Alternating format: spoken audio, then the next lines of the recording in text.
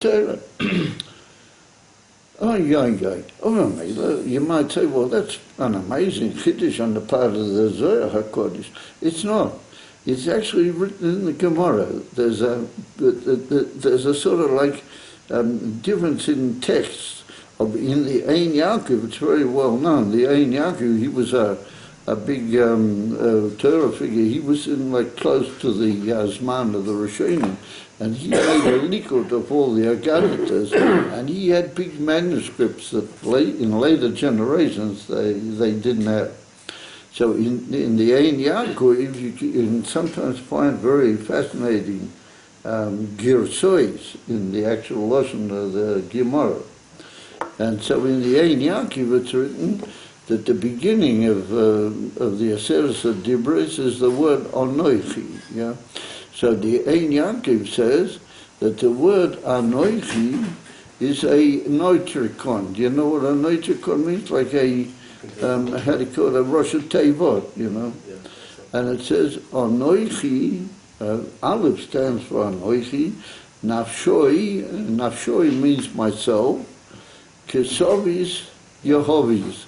I wrote and I gave. In other words, that when I wrote the Torah, I wrote myself. I wrote my very essence into the Torah, and I gave it to you guys. Yeah. So Anoichi, the word Anoichi, indicates this point that the Alter Rebbe is learning from the Zohar Kodesh, that when the Eibusha gave us the Torah, he gave his very essence of his own self. Yeah, he gave with the Torah, which means that if you really take the Torah the right way, then you're, how do you call it, you're cashing in that you are mamish taking Atzmus Ein Sof, Kipshuto, Atzmius Elikus, Kipshuto, L'mayla Mikol Inyanim. Everybody's very, seems to be very happy with that. But I would have thought they would. But anyway, that's what's brought down in the Gemara, and what the Alter Rebbe says in there. But ask the simple question that's very, figurative and very beautiful, very stirring, and how does it fit into the simple movement of the verse, where it seems to be talking about people giving all sorts of gashmistic things to make the Mishkan. And it looks to be like the mitzvah of tzedakah in a very high level. But people are supposed to be giving something here. And here they're taking Torah. And they're taking through the Torah, they're taking the essence of the Eibusha. So that makes sense in the sense that the whole purpose, why did Hashem want a Mishkan? What's he doing, wanting a Mishkan? And later, you had to have a Beis HaMikdash in Yerushalayim. What's the whole point of it? That we want a point where man and Elikus will meet together. Yeah? Otherwise, it's like we say in Hallel, HaShomayim Shomayim L'Hashem, Va'oretz Nosim Livnei Adam. The heavens belong to the Eibusha, and we're down here in the earth. So there are all sorts of high explanations of there's a distance, as it were. And therefore the Eibusha wanted a point where that distance would be covered, or how do you call it? It would be mavutal. And man and the very essence of the divine would meet together. If that occurs, then what happens to man? What happens to him? It's impossible to think that he will just stay the same as what he was. So what happened? What happens? So if you guys are cashing in, I'm going to tell you another Maisa now. And this Maisa is very likely that you've already heard. So you'll be able to sort of relax for a minute or two. While I'm telling the Maisa, because you say, oh yeah, we heard this Maisa. And that is, that the Rebbe Rashab said that he learned from his father when he became Bar Mitzvah, that he has to teach his body and teach all the limbs of his body that they should do automatically what Hashem requires. And his body will only do something which is, written, or it's demanded, or it's there in Torah. He will not do anything which is not, part of what we might call the Shulchan Aruch, with all of its developments. You know about it. So everybody's nodding their head, so that's a sign that they've already heard the Maisa. Oh man, he said, what is that about? So you might say, well, that's the achievement of unbelievably high people. What's got to do with that? So I was there by a Farbrengen, where the Rebbe said clearly that since that story came down to us, it must have some relation to us. And the Frierdiker Rebbe told the story for everybody that they should know. What do I need to know is a simon that I have to have some sort of an approximation to this. Something in my life has to work that way. So, what I'm going to suggest to you is that if you really become involved in Torah men, in other words, the Torah that was given 40 days on Sinai, and you really devote yourself to the divinity of Torah. Torah is not just something nice, it's not just something you got to learn in order to pass a test and all the rest of it. But you're in the Torah because it really is what Hashem gave us for Sinai. And that's why Pirkei Avos begins with the expression, Moshe Kibel Torah Misinai. In other words, Moshe Rabbeinu also, he's only a Makabel. He just got it, and he, like the Gemara says in the Torah, he was very generous, Moshe Rabbeinu. He could have taken it and put it in his pocket, and that's it. You follow? And Moshe Rabbeinu took it, and he was very generous, and he gave it to all the Yidden. You follow? He gave it over to everybody. If you do that, and you devote yourself to Torah that way, then certain things happen in a way that that's the way Hashem wants it to be.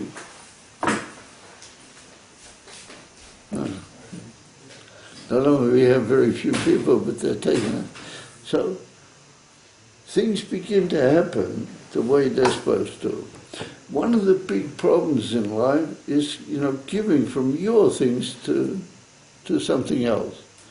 Tzedakah is a very trying, a very demanding type of mitzvah, that a man's got to take something that it's his, and it could be he worked hard for it, and so he said, if I worked hard for it, it's mine. And he's right. He worked hard for it. What's he got to do? He's got to take that and give it away.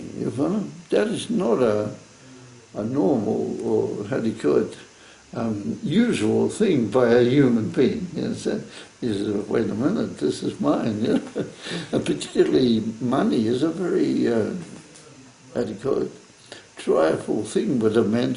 It hits, the Gemara says, Odom bahul al mamoinoi. When it comes to his money, a man gets, excited. He loses what you might call his self-control. What I want to suggest is, how does the Alter Rebbe's pshat fit here with the ordinary, simple pshat? That we're talking about here, the people are taking their thing and giving it away, not they're taking for themselves. But if you take for yourself the Torah the way the Alter Rebbe teaches us in this passage, and by the way, the Alter Rebbe is not the only one. I found by another great scholar that he's a great teacher of the Zohar, a very, very amazing. I won't go into the whole story. We're running short of time, so I don't want to go into the whole background who exactly I'm referring to. But I see that he writes the same pshat. He says, Al Yidei Torah, the Truma is referring to Torah. That's really referring to Torah. So if that's the case, there's other people who also learn the Zohar that way. I thought the question, but we're supposed to be giving something here. We're going to build a base of Mikdash. If a man of everybody just going to sit around learning Torah, what's going to be with the gold and the silver and all the things? They've got to go into the Mishkan. If you learn Torah, Taki, that way, and you will be dog in the Elikus Shabbat and you'll be devoted, in that way, that you're taking the very essence of Hashem, and you're going, as it were, for the highest level of divine revelation. And that's the Inyan von Atzmas. And I was once sitting by two very big Siddim. I was sitting, and they were arguing one with the other. What's going to be Liyosid Love? Is it going to be Mamish Giloi Ha'atzmas, or just, the Oyer HaKolol Ha'atzmas? It's going to be a very big Oyer, or is it going to be Mamish, the very essence of Hashem? The Rebbe in many places tends to indicate it's going to be the very essence of Hashem. Yeah. And not only Liyosid Love, but you can even have it now. It's just that it's not so begolui. Yeah, but Liyosid, when Moshiach will come take of Miyad, then it's going to be Mamish begolui. So, if you relate to Torah that way, then you will automatically give. You won't have to have a whole lot of people come and persuade you to give a few grush, to give you a kesef v'zohov or whatever you got. You will automatically give. It will just automatically flow out of you that there's got to be a mikdash. There's got to be a place where the Eibishter and man come together, and they mamish. It's really all one and the same thing. That nothing has really changed. It's Mount Sinai, how Atzmas Ein Sof came down, and he met up with Moshe Rabbeinu, and the two became, one Inyan. Atzmas Ein Sof met up with man. And you know what the Ramban says? The Ramban writes, and the Rebbe brings it in the famous Sikha in Chelik Yud Beis, about the whole reason for the Mikdash, etc. But the Ramban writes that the whole inyan of the Mishkan and the Beis HaMikdash was only to continue the moment of Matan Torah. And it was like to, make Lanetzach the inyan of Matan Torah.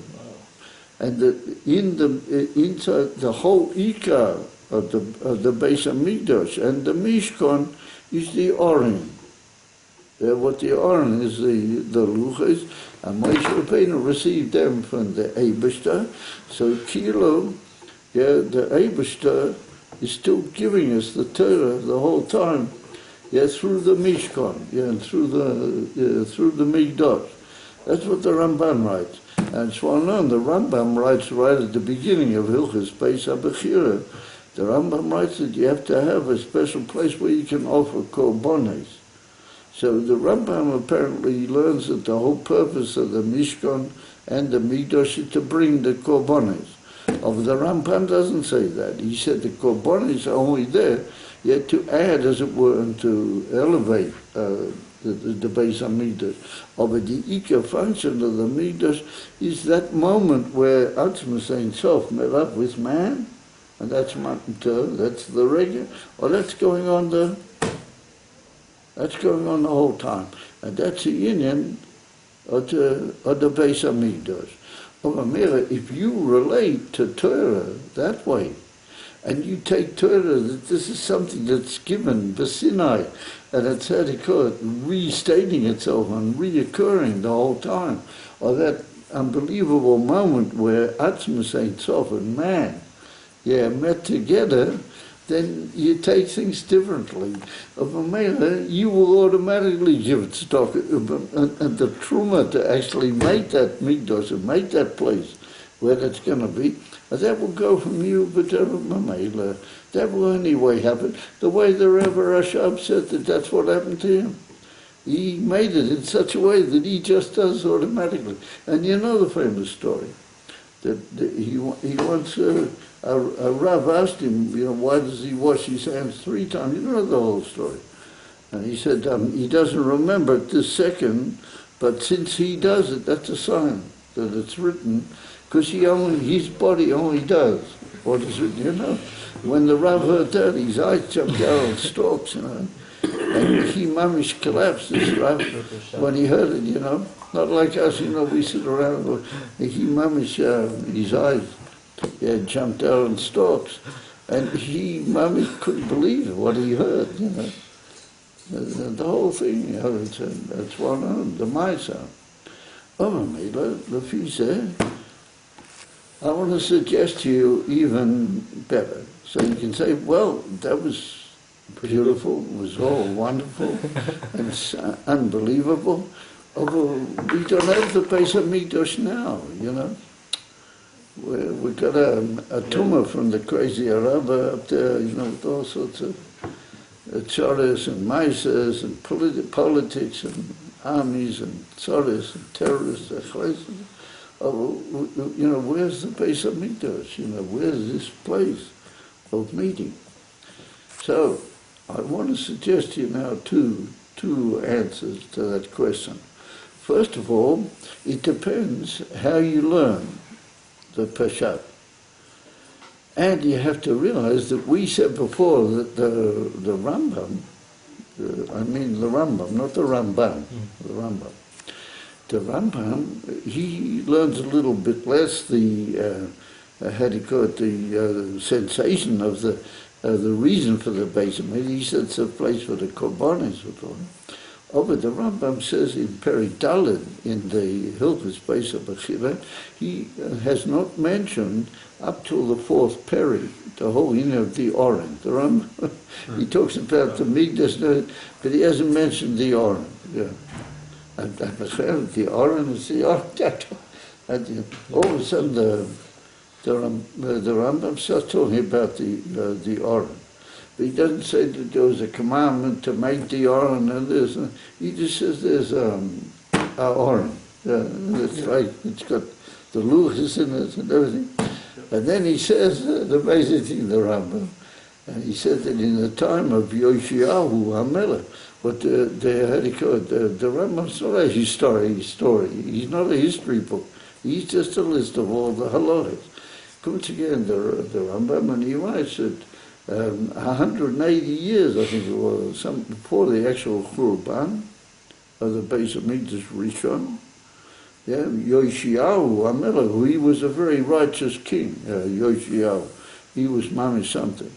You know, Yirmiyahu mourns him terribly, because part of the Eichor and everything is about Yoshiyahu HaMelech. He was very righteous king. However, he was killed by the Mitzrayim. You know the whole story. Terrible thing. But anyway, whatever, Yoshiyahu HaMelech, he foresaw that there's going to be a Churban. Now this is only one opinion. There are other opinions as to what happened, but this is one opinion. And so the Rambam writes that what did he do, Yoshiyahu HaMelech? He took the Oren, the Oren HaKodesh, with the luchas, with everything in it, and he went down under the Beis HaMikdash, toch mechilos, you know how to call it, the winding passages, down under the Beis HaMikdash, all the way down into some huge cosmic, how do you call it, situation. Maybe, I don't know how many kilometers or yards or but a very, very significant distance from the surface level where the Oren was, way down underneath. And nobody's ever found exactly where it is. But Yoshiyahu, Ad Kedi Kaki, meant business, Yoshiyahu HaMelech. He told the Levium that they should pick up the Oren like it's supposed to be, and you should take it down through these. How they did that, I don't know. But they got all the way down, and down underneath the ground, somewhere underneath the Kodesh HaKadoshim, somewhere deep down under there, but they haven't found it to this day. Yoshiyahu HaMelech put the Oren on. Yeah, it's mind-boggling. Ask yourself the question, you know, what did he achieve with that, Yoshiyahu HaMelech? Yeah. So you know what, the Rebbe's got a sikha, and the Rebbe said, oh, you achieved with that a huge amount. It means that the Ikka, according to the Ramban, of the whole Mikdash is the Aron, and that is still there. It's not, according to one opinion, the Aron was stolen by the Goyim. And they took it away to Babel, the Churban Arishon, right? And there's another opinion that it's hidden under the Azora, under the stones of the Azora in some place. And there are different opinions as to what actually happened. According to one opinion, Yoshiyahu HaMelech foresaw the whole thing, and he hit it down. The Rambam brings that and describes it in detail. So the Rebbe said, what does he want, the Rambam? He wants to say that really the Beis HaMikdash has not changed. The Beis HaMikdash has not altered, it is really still there. And the Kedusha at the Beis HaMikdash is still there. Because according to the Ramban, the Ikka at the whole Beis HaMikdash is the Oren. And the Oren is still there, it's just underneath where it was. Yeah. Maybe miles into the ground. I don't know exactly how to measure the distance, but it's there. Yeah, it's in order to get there, you have to go around through all the. It's underneath the Kodesh HaKadoshim, down, deep somewhere. So the Rebbe said, "Come to us, if we learn that way, we still got the whole Beis HaMikdash." Come to us, that's why the Rambam. That's why he writes that if you go into the Azora nowadays, then you chayav choresh. And comes along the Raavad, and the Raavad says, no, absolutely not. The Raavad disagrees with the Rambam. And you should not chayav choresh. Yeah, unfortunately, the Goyim destroyed the Beis HaMikdash. The same Kedusha is not there. That's what the Raavad writes. And he says that he knows that Baruch HaKodesh. You don't know that? No. Oh, yes, a famous Raavad, yeah. He said, how your Ruach HaKodesh b'beis Medrashenu, v'anu yodim kain. That's how we know that that's the case. Ad k'dei kach. And the Rambam doesn't write that way. The Rambam says that the whole, if you go into the Azora, you chayav koresh today. So the Rebbe says, how come you chayav koresh? There's no Beis HaMikdash. So he said, oh yes, there is. The Rambam holds that the Beis HaMikdash is still there. Come to there that nothing has really changed. Everything is really, because the Ikka point and the Ikka centrality at the whole Beis HaMikdash is the Oren, and it's there, way down under there. And so the Rebbe says that's the Chiddush of the Rambam. It's an amazing thing. And that's why the Rambam writes very strongly. And he brings a pasuk that's not, sort of so simple. The Rambam says, he brings Hashim, the Yevsh said Hashim in the Teichacho, in Dvarim. He said, V'hashimoisi es mikdoshenu, or mikdosheichem. He said, I'm going to make, desolate your Mikdash. So the Rambam writes, from that comes out, that it's still your Mikdash. It's still your Mikdash. I'm going to make it desolate, but it's still your Mikdash. That's what the Rambam writes. And that's a Pele. And after them come to Raavad, and the Raavad said he disagrees. So it's this amazing, clash of what you might call two lines of Ruach HaKodesh, and like a sort of a clash. Pele plus. The whole Beis HaMikdash really is still there. That's what the Rebbe writes, and that's L'chorah. Pashtus, if we learn the Rambam, Pashtus. Now we'll talk about V'shochanti b'soichom. Yeah. So it comes along the, how do you call it, Chassidus, and it says, V'omru Razal, our sages said, the P'toikol echod ve'echod miYisrael, Shochanti b'soichom, means that the Eibishter will dwell through the Beis HaMikdash in every year. Yeah, he will dwell in every Yid. Omru Razal means our sages said this. So it comes along the Rebbe in a famous footnote there on one of the Maimorim of the Frierdiker Rebbe, and he says there's no such Maimor Chazal. And the Rebbe said we've searched all over the place and we don't find a Maimor Chazal. Even though it's very mitpakesh, it's very sort of there in the Lashon, we don't find a Maimor Chazal. Ella, he said, we do find that a famous Tfasa, Dike Yid, he says that pshat, and that is the Alshik. Yeah? The Rabbeinu Moshe Alshik, he says that pshat. And he says, V'shochanti b'soi chom means b'toi kol echad ve'echad mi'Yisrael. And you guys know the Alshik. Yeah. There's a shul down here, just not far from here, but they claim belong to the, it was the shul of the, there's a Sefer Torah there, and everything, you know the whole story. And in the Abu shul there's also a Sefer Torah, what they claim he himself wrote. Yeah. So anyway, the Rabbeinu Moshe, he writes such a thing. Afterwards, the Shloach HaKodesh says it. Yeah, the Shloach HaKodesh, he says it in two places. He writes exactly the same thing. So the Rebbe writes in this footnote that the Alshik and the Shloach HaKodesh are so Kodesh. The Polish is called the Alshik HaKodesh. They call him the Alshik HaKodesh. And the Shloach HaKodesh, everybody says. The Rebbe says, yeah, why is that? Because they are like Chazal. They have, you can say Chazal about them. And he says, due to their great Kedusha, they have like an authority like Chazal. Toras Moshe. Yeah. Toras Moshe. Yeah. And his name was Moshe, yeah. And therefore he wrote a sefer, and he called it Toras Moshe.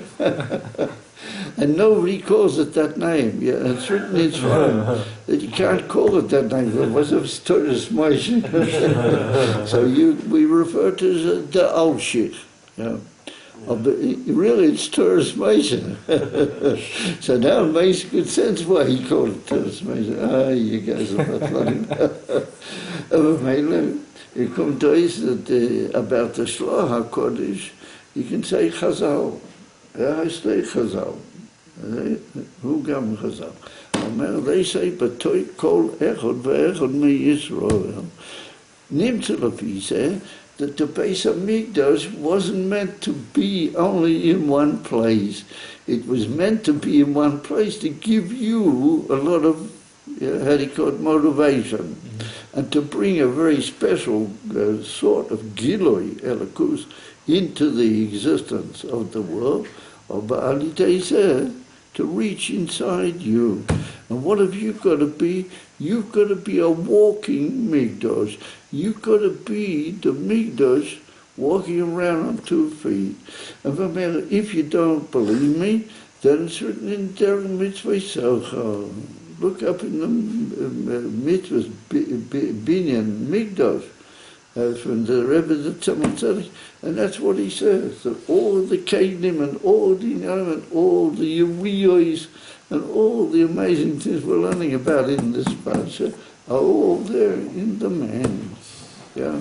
And he's got to just sanctify them and use them the right way, and they become a Beis HaMikdash. The mentions are walking Beis HaMikdash. He's got all this Maila of Gilei Atzmus inside him.